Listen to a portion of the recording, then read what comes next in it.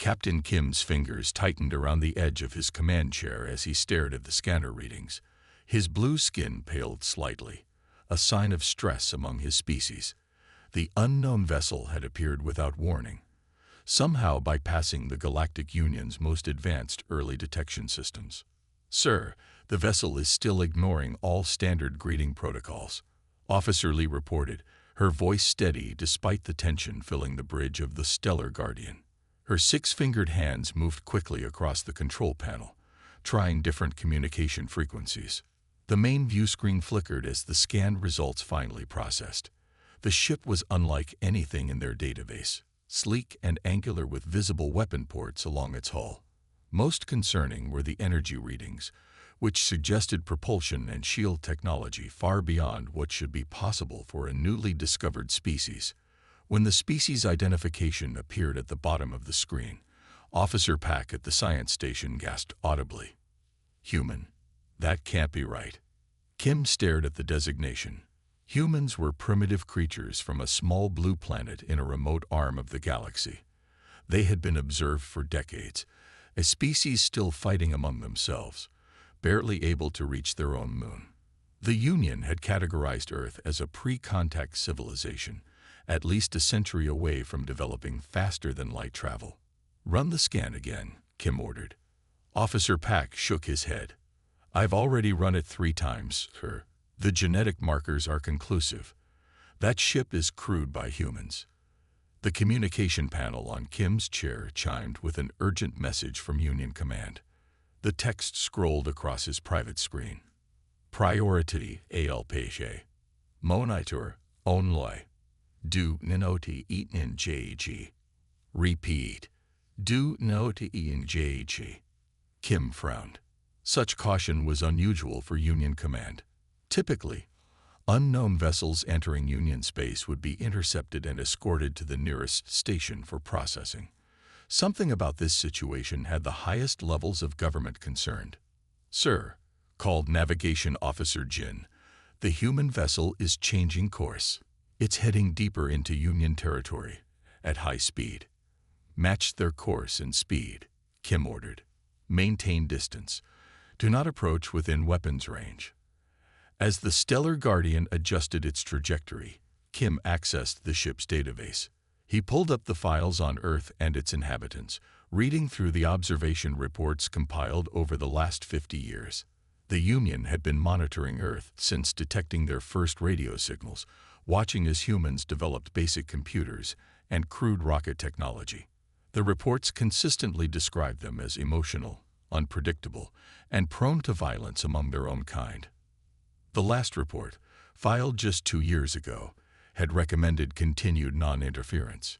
Humans were determined to be at technological level 3 on the Union's 10-point scale, nowhere near the level 7 required for first contact consideration. The report concluded that humans would likely destroy themselves before achieving interstellar travel. Yet here they were, operating a ship that preliminary scans suggested was at least level 8 technology. "Captain," called Officer Lee, "we're receiving a message from the human vessel." Kim straightened in his chair. On screen. The view screen changed to show the interior of the other ship's bridge. In the center stood a human female with dark hair pulled back tightly from her face. She wore a dark uniform with insignia Kim didn't recognize. "This is Captain Rise of the Earth ship Dauntless. We are on a peaceful mission and request free passage through your territory. We have no hostile intentions." Kim studied her carefully. The translation system was working perfectly, unusual for first contact situations. Either the humans had somehow obtained Union translation technology, or they had developed their own compatible systems. Neither possibility was comforting. "This is Captain Kim of the Galactic Union vessel Stellar Guardian. Your presence in Union space is unexpected.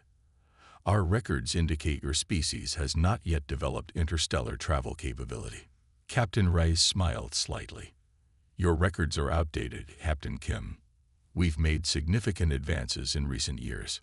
Kim chose his next words carefully. "May I ask the purpose of your mission in Union space?" "Exploration," Rice answered smoothly. "We're mapping this sector for future reference. Kim didn't believe her. The human ship's course was too direct, its appearance too sudden. They were looking for something specific. I must inform you that unregistered vessels require proper authorization to travel through Union space. I can escort you to the nearest station for processing. Reyes' expression hardened. That won't be necessary, Captain. We'll be on our way shortly. Before Kim could respond, Officer Pack called out, Captain, I'm detecting energy buildup in their propulsion system. The human ship suddenly accelerated, pulling away at incredible speed. Follow them, Kim ordered. Maintain observation distance. As the Stellar Guardian pursued the human vessel, Kim received another message from Union Command. This one chilled him to his core. All vessels. Human ship classification. Potential threat. Continue monitoring. Reinforcements en route. New intelligence. CUGGSTs.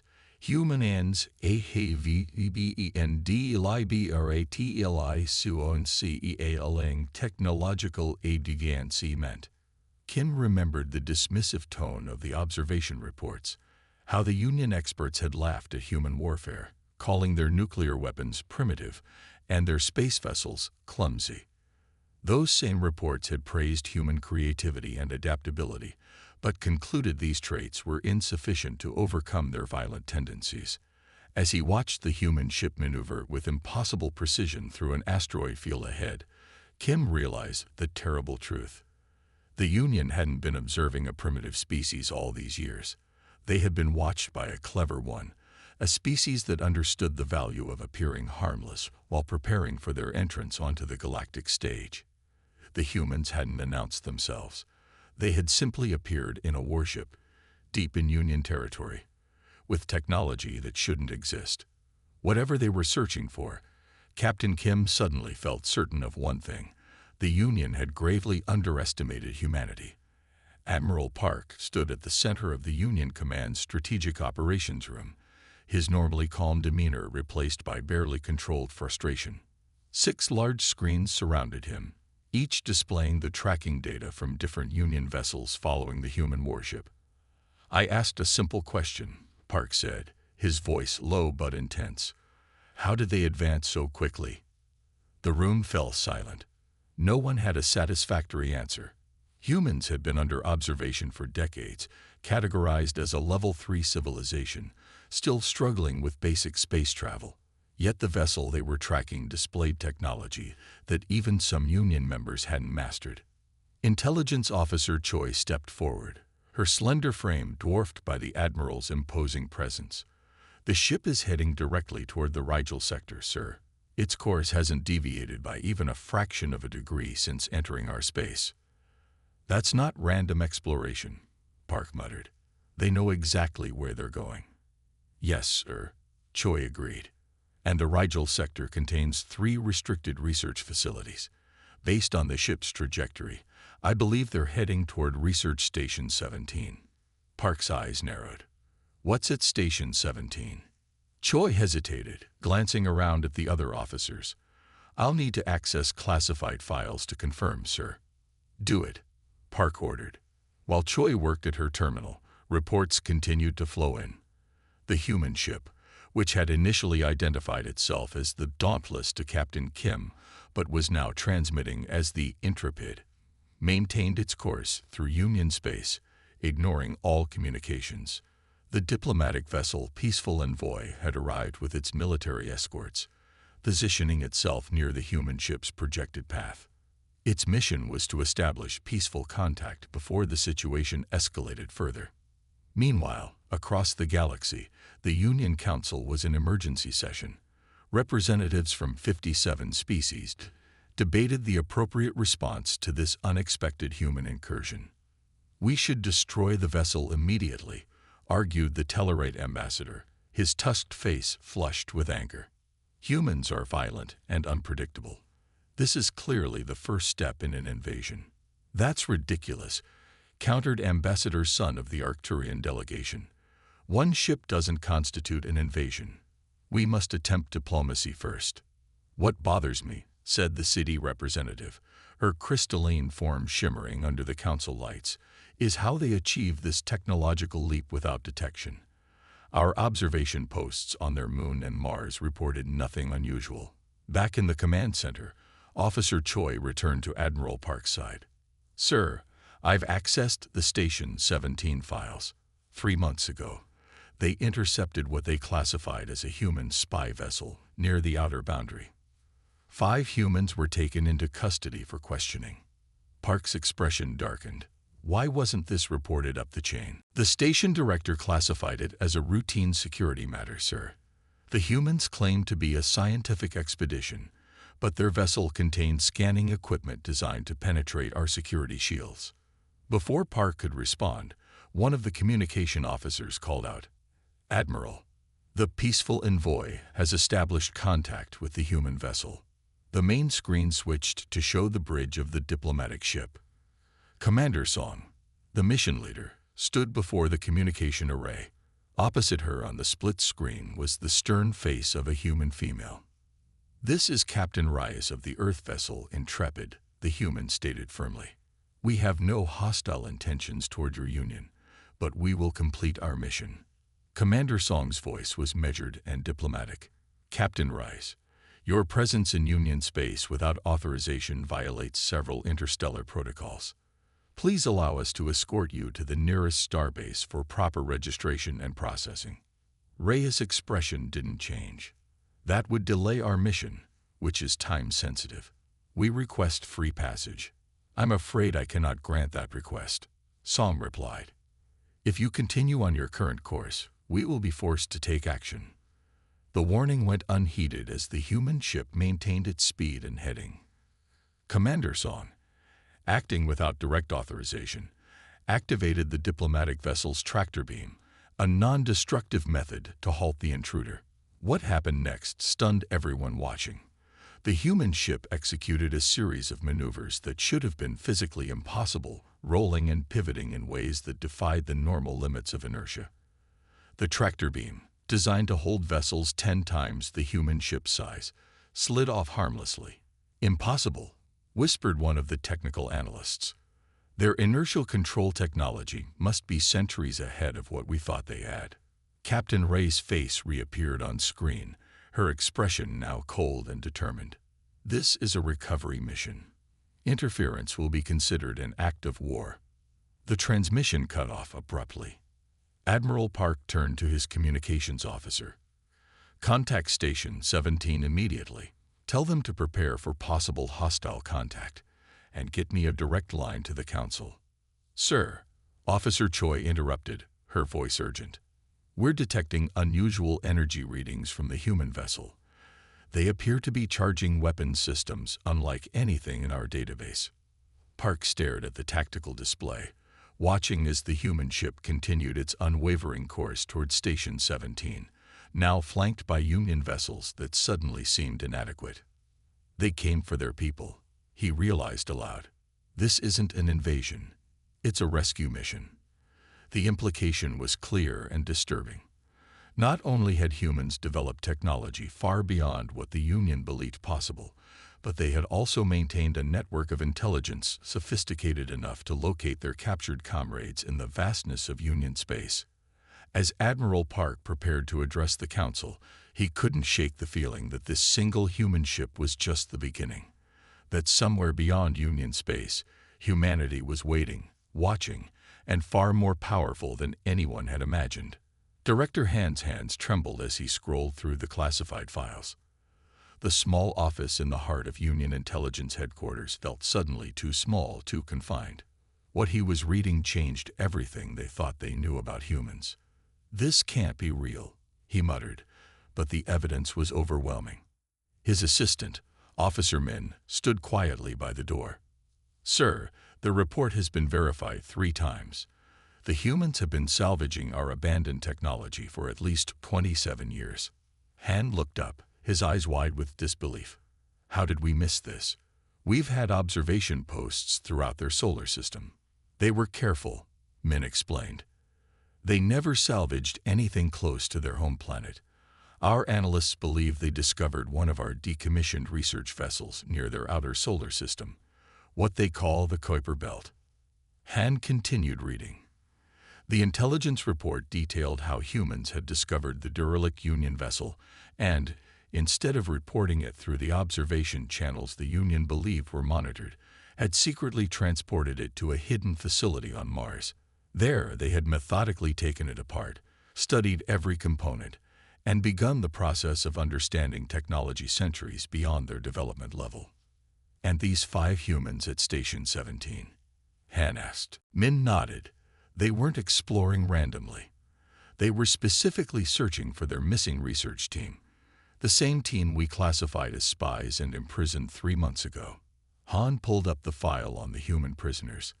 They had been captured in a small vessel near an abandoned Union outpost in the Rigel sector.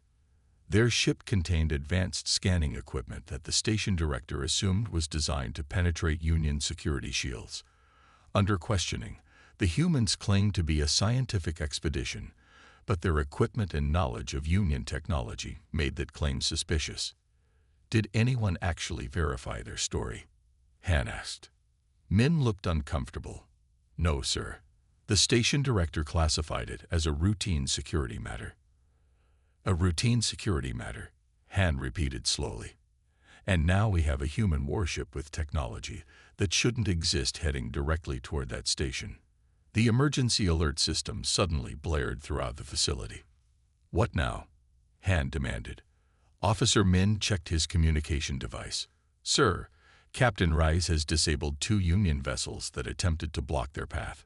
Somehow she used targeted electromagnetic pulses that preserved life support but neutralized weapons and propulsion systems. Both ships are adrift, but their crews are unharmed. Han stood up suddenly. They could have destroyed those ships, but chose not to. That's a message. Sir, they're showing restraint, making it clear they could do worse but are choosing not to. Han gathered the most critical files. We need to get to the emergency council session. Now. 20 minutes later, Han entered the great circular chamber where the Union Council had convened. Representatives from all 57 member species sat in tiered rows, their voices creating a cacophony of worried discussion. At the center of the chamber, Dr. Ba was already speaking, her small figure commanding attention despite her size. Bai had spent 30 years studying human culture and biology. She was considered the Union's foremost expert on the species, though she had never actually met a living human. We critically underestimated their adaptability, she was saying, her voice urgent. Most species develop technology in a linear, predictable pattern. It takes the Arcturians approximately 150 years to advance from combustion engines to basic spaceflight. The Ceti require nearly 300 years. We assumed humans would follow similar patterns. But they didn't, prompted one of the council members. No, Ba confirmed. Humans don't develop technology linearly. They leap forward through innovation and integration. Once they understand a concept, they can apply it in ways the original inventors never considered. Director Han moved to the speaking platform as Bai finished.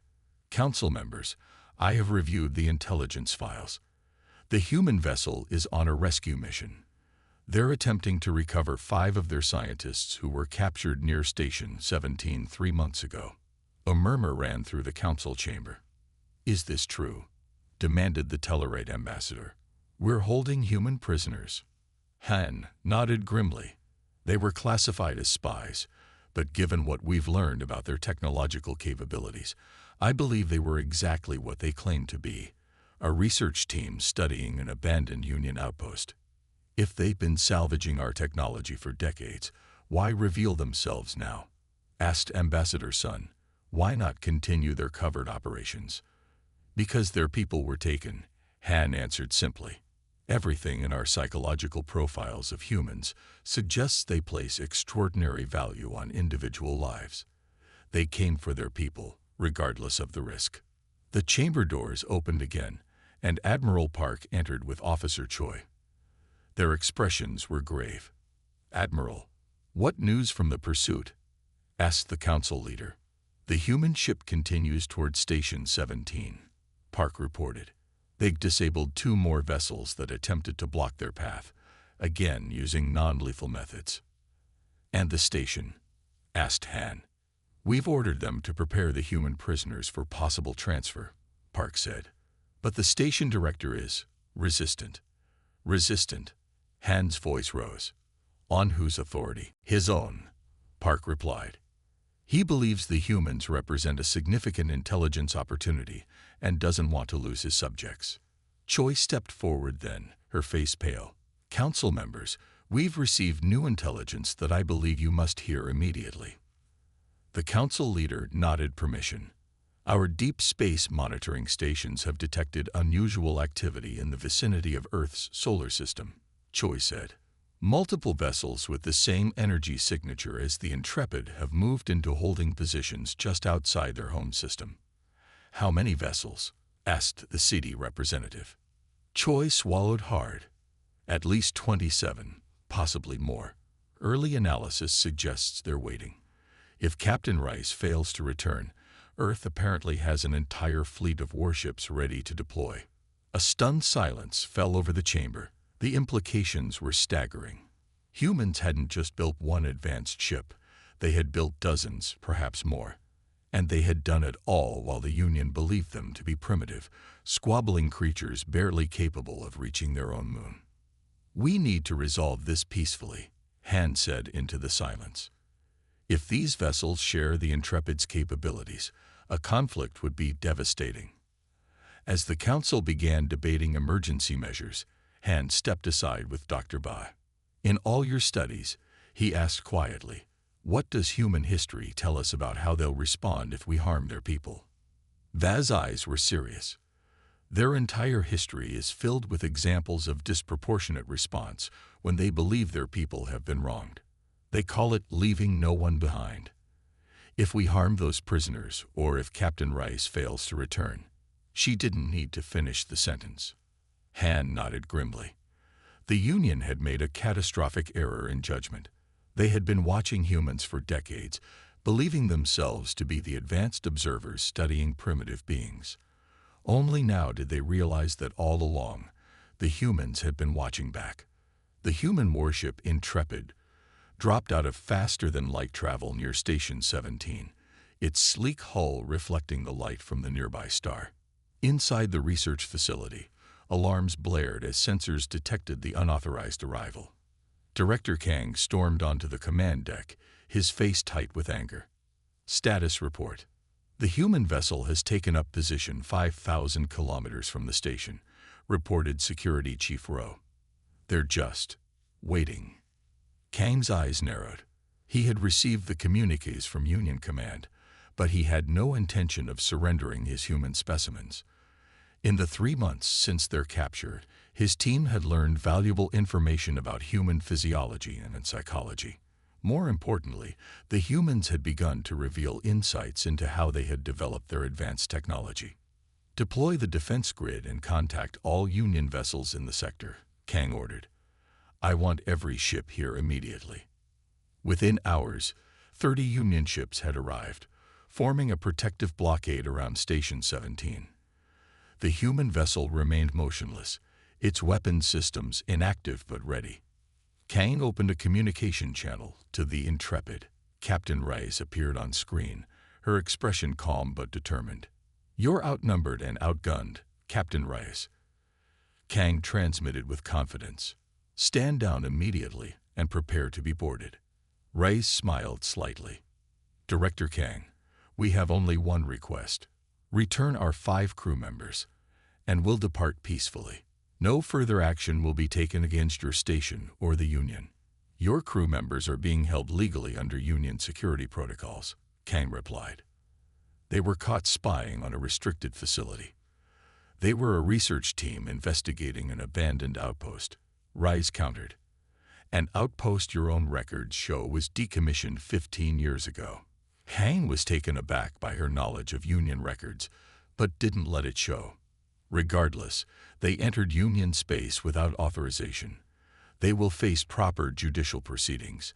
"I'm afraid that's not acceptable," Rice said. "We want our people back. Now." Then you leave me no choice, Kang declared. If you make any aggressive moves toward this station, my fleet will open fire. Reyes ended the transmission without responding. Moments later, the Intrepid began deploying what appeared to be small satellites from its hull. What are they doing? Kang demanded. Chief Rose studied the readings. They appear to be some kind of defensive system, but I've never seen this configuration before. Suddenly, the devices activated, creating a network of energy fields around the human ship. The fields pulsed with a blue-green light that seemed to bend the very space around them. Targeted gravity distortion fields, whispered one of the science officers. We've theorized about them, but we've never been able to create a stable version. And those? Kang pointed to another set.